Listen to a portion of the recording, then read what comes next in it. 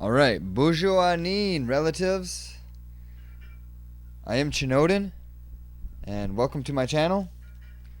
This is just a random video I'm doing. I think this is very important. So, if you're new, please subscribe, hit the like button and the notification button. Also, I got all the links down in the description. There's some other. There's a man named Richard Morrison. Talks about our teachings, our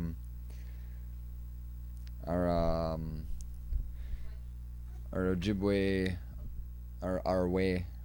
There's seven cognitions. So also there is red elk prophecy as well. Lines up very well with this. So this is the 7 fires prophecy, and here we go. This is Ojibwe. So yeah, the 7 fires prophecy of the Anishnabe was envisioned many moons ago. Yet offers us great insight to both the wisdom of the Ojibwe people as well as offers a solution to our current environmental, social, and spiritual crisis. Let us be the people of the 7th fire, the Rainbow Warriors. Alright. Then the first prophet said to the people, in the time of the first fire, the Anishinaabe nation will rise up and follow the sacred shell of the Medewan Lodge. And the Medewan Lodge will serve as a rallying point for the people, and its traditional ways will be the source of much strength. The sacred Medjis will lead the way to the chosen ground of the Anishinaabe. You are to look for a turtle-shaped island that is linked to the purification of the earth. You will find such an island at the beginning and at the end of your journey. There will be 7 stopping places along the way. You will know the chosen ground has been reached when you come to a land where food grows on water. If you do not move, you will be destroyed. Our interpretation. It is theorized that the Anishinaabe once lived at the edge of the Atlantic Ocean where the maritime provinces, Canada, and eastern seaboard states, U.S., now lie.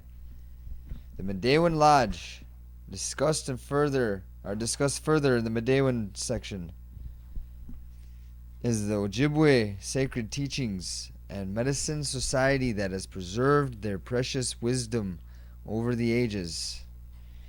This prophecy hails back to perhaps thousands of years, when the people could not imagine life changing in any way.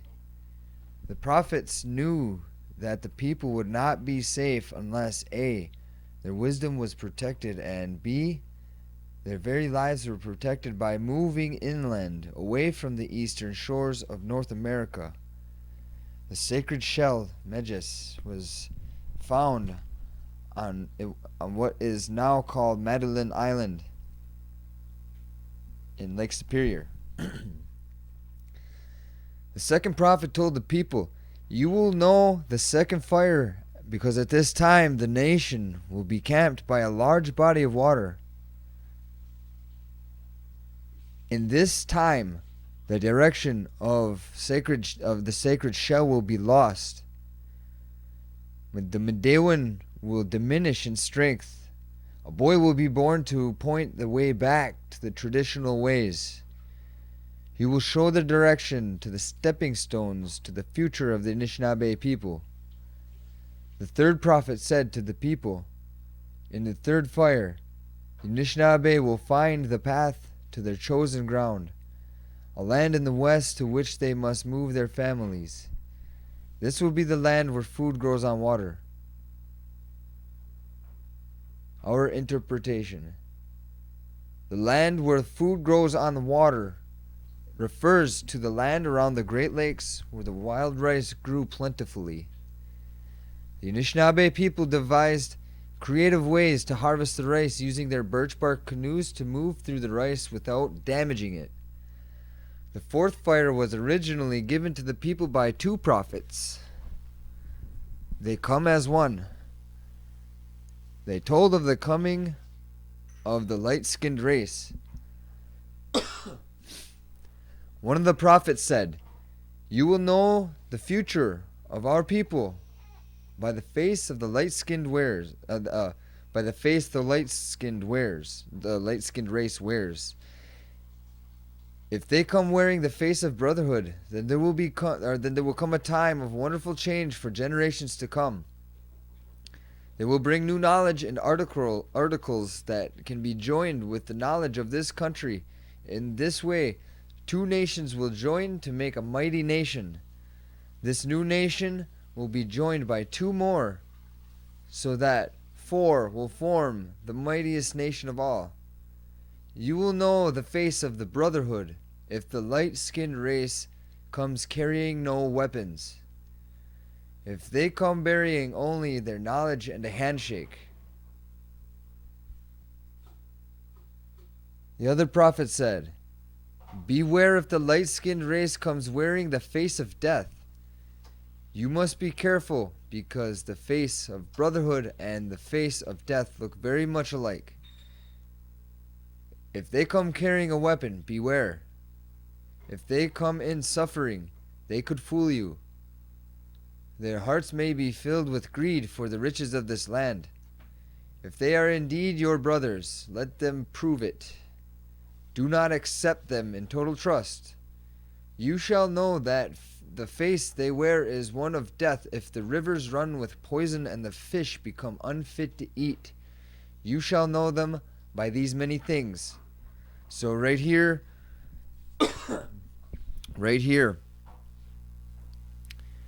we're talking about the splitting of timelines. We had a choice by our collective actions and our thoughts. And when we are more positive beings and we help each other and we love each other and we do things, we are service to others. That's the way we live. We are service to others, giving just for the sake of giving. But somewhere along the line, there was some bad choices made, and now we have to deal with them. Because somehow they ended up on this negative timeline. So now it is our responsibility to pull ourselves out of this negative timeline into a positive timeline. That's the whole point of this. So now it says, our interpretation. This part of the prophecy is very easy to decipher. It obviously refers to the influx of European white voyagers, traders, explorers, and later settlers into the precious land of the Anishnabe. The fifth prophet said, "In the time of the fifth fire, there will come a time of great struggle that will grip the lives of all native people. At the warning of this fire, there will come among the people one who holds a promise of great joy and salvation. If the people accept this promise of a new way and abandon the old teachings, then the struggle of the fifth fire will be with the people for many generations.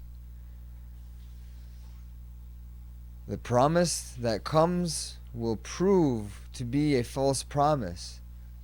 All those who accept this promise will cause the near destruction of the people." Our interpretation.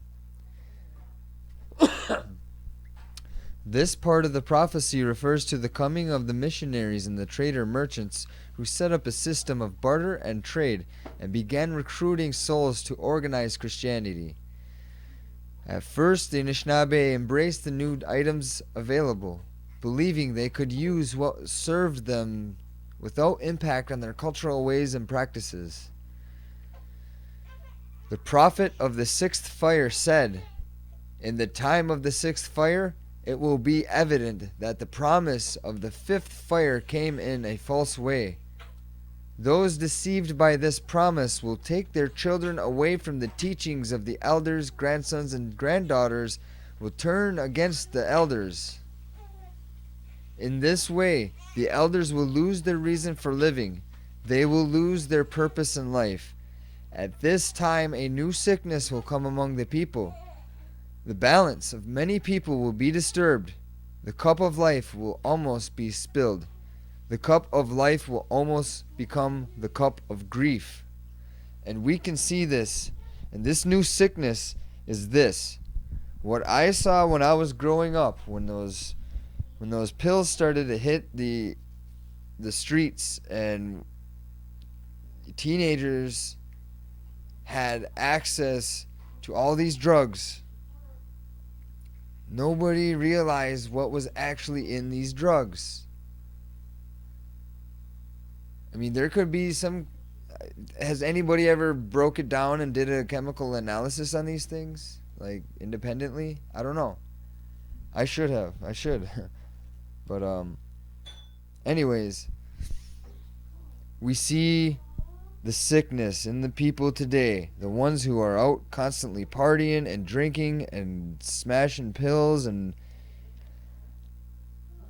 slamming needles in their arms and smoking foilies with freaking fentanyl. Like, come on, you guys, man, it's crazy out there. You guys gotta stop this madness. This is the sickness that we're talking about here.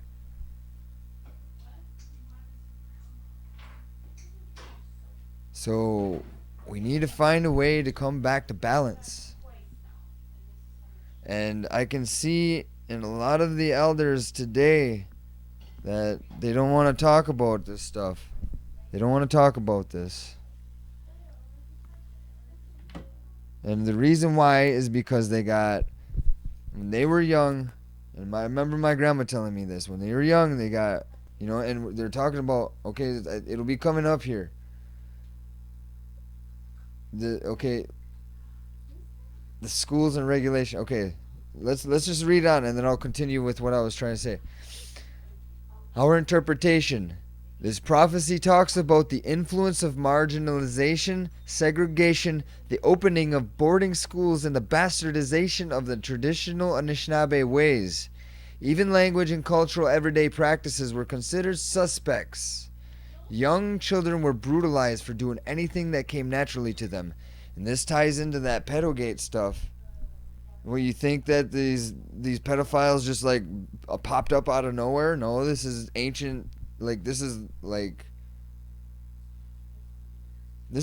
thousands of years in the making. This group of pedophiles that have been ravaging the earth with their disgusting ways.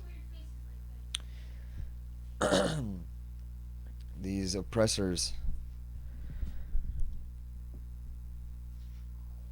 But somehow we need to find forgiveness in our hearts for all, otherwise we are doomed. That's what it's saying here. But so at the end, or at the time of these predictions, many people scoffed at the prophets. And I'm pretty sure there's a lot of people out there that scoff at me too. They then had medicines to keep away sickness. They were then healthy and happy as a people. These were the people who chose to stay behind in the great migration of the Anishnabe. Okay, so no, this isn't even talking about our time. But are we seeing another cycle of this? But anyways, these people were the first to have contact with the light-skinned race. They would suffer the most. When the fifth fire came to pass, a great struggle did indeed grip the lives of all native people. The light-skinned race launched a military attack on the Indian people throughout the country, aimed at taking away their land and their independence as free and sovereign people. It is now felt that the false promise that came at the end of the fifth fire was the materials and riches embodied in the way of life of the light-skinned race. Those who abandoned the ancient ways and accepted this new promise were a big factor in causing the near destruction of the native people of this land. What we authorize, what we choose to authorize by not standing up, will have an effect on us.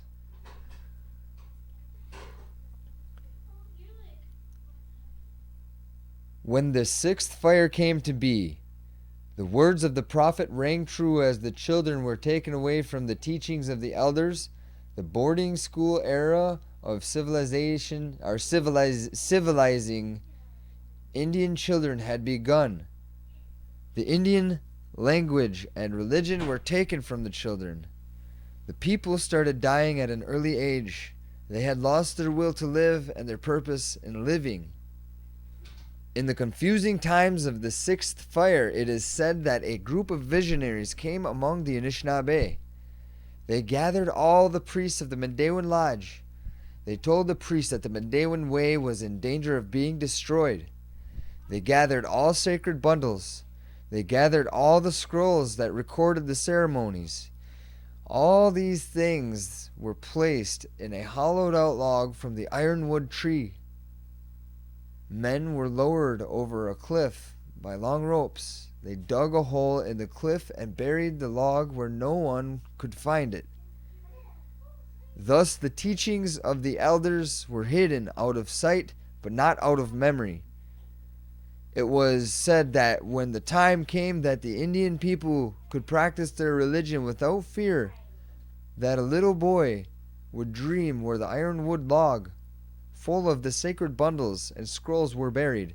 He would lead his people to the place. So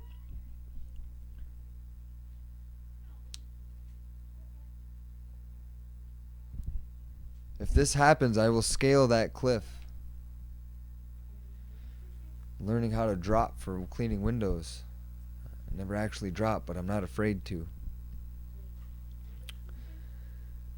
The seventh prophet that came to the people long ago was said to be different from the other prophets. He was young and had a strange light in his eyes. He said, "In the time of the seventh fire, new people will emerge. They will retrace their steps to find what was left by the trail. Their steps will take them to the elders, who they will ask to guide them on their journey. But many of the elders will have fallen asleep. They will awaken to this new time with nothing to offer. Some of the elders will be silent out of fear. Some of the elders will be silent because no one will ask anything of them. The new people will have to be careful in how they approach the elders. The task of the new people will not be easy. If the new people would remain strong in their quest, the water drum of the Mandawan Lodge will again sound its voice. There will be a rebirth of the Anishnabe nation and a rekindling of old flames. The sacred fire will again be lit. It is at this time that the light-skinned race will be given a choice between two roads. If they choose the right road, then the seventh fire will light the eighth and final fire. An eternal fire of peace, love, brotherhood, and sisterhood. If the light-skinned race makes the wrong choice of roads, the destruction which they brought with them in coming to this country will come back at them and cause much suffering and death to all the earth's people. Traditional Maid people from other nations have interpreted the two roads that the face light-skinned race as the road to technology and the other road to spiritualism. They feel that the road to technology represents a continuation of headlong rush into technological development. This is the road that has led to modern society, to a damaged and seared earth. Could it be that the road to technology represents a rush to destruction? The road to spirituality represents the slower path that traditional native people have traveled and are now seeking again. The earth is not scorched on this trail. The grass is still growing there. The prophet of the fourth fire spoke of a time when two nations will join to make a mighty nation. He was speaking of the coming of the light-skinned race and the face of brotherhood that the light-skinned brother could be wearing. It is obvious from the history of this country that this was not the face worn by the light-skinned race as a whole. That the mighty nation spoke of in the fourth fire has never been formed. If the natural people of earth could just wear the face of brotherhood, we might be able to deliver our society from the road to destruction. Could we make the roads that today represent two clashing worldviews come together to form a mighty nation? Could a nation be formed that is guided by respect for all living things? Are we the new people of the seventh fire? And what I think, what they mean by the new people of the seventh fire, there will be a new people. That is people like me who are mixed and have suffered a lot of racism. I grew up battling and fighting in school because people would pick on me, because I was an Indian to the white people, and then I was a white kid to the Indian kids. Life can be cruel and brutal, but that's okay. That's what forges the hardest of people. But even though you're hardened, you have to soften also. You have to keep a balance between the hard and the soft ways. And that is how you have that balance in your life. Well, how they said the people will become unbalanced. A balance between, like I said, there's for every negative there is a positive that is equal, that balances. No, when we are focusing on the problem all the time and not focusing on the solution, we get stuck in that fearful problem state where we're always worrying about, this could happen, this could happen, this could happen, this could happen. Well, what happens when you do that? You're bringing that into your reality, making the possibility of that timeline happening more so in your reality, manifesting your own demise by worrying, putting that energy into it. So instead of worrying, put a good energy into it, put a prayer into it, put light and love into that situation.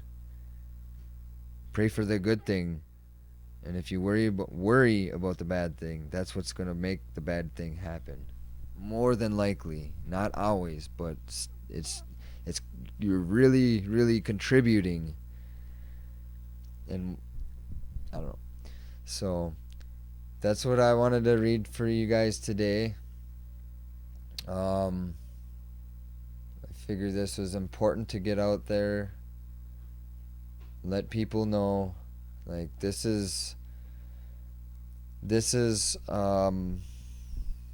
where I come from.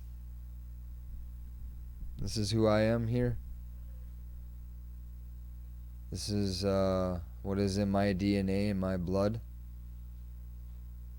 So if you're wondering, this is it, man. This is what I see. This is what I have seen. Before I even found this. Actually, this was shown to me by one of my brothers on the reservation. And by the way, he's looking for a kidney.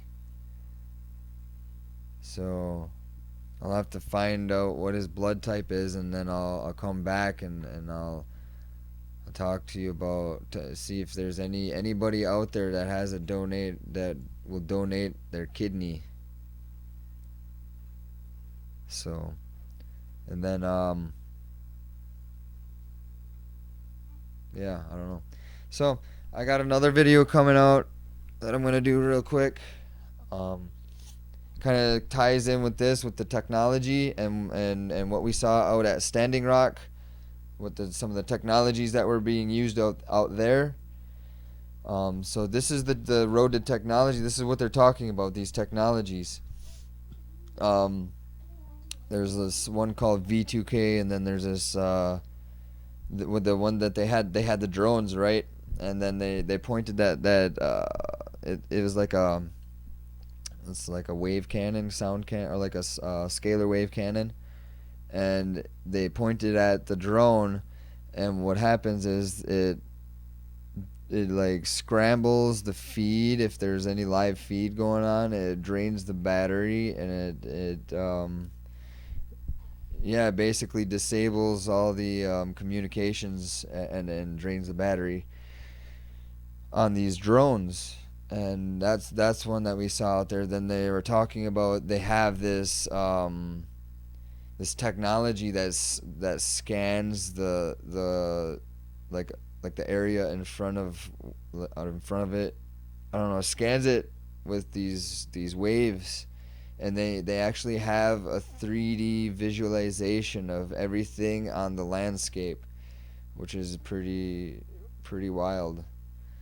Um, and then this V2K, this is how they can like implant a voice in somebody's head, and yeah, this has a lot of personal stuff for me going on with it. I'll talk about that in the video. So, and this is the technology that we're talking about. So, and these cryptocurrencies too. I mean, it's great that we have. I don't know. I don't think money is a necessary thing. I think I think if you want to be wealthy and healthy and all that, it starts within you first, and the rest will just come. The abundance, the infinite abundance will come from that. So money to me is just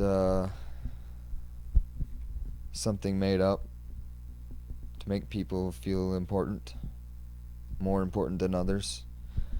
Um, but still, I mean, we gotta have it to move freely in this world, right? I mean, unless you know how to live off the land.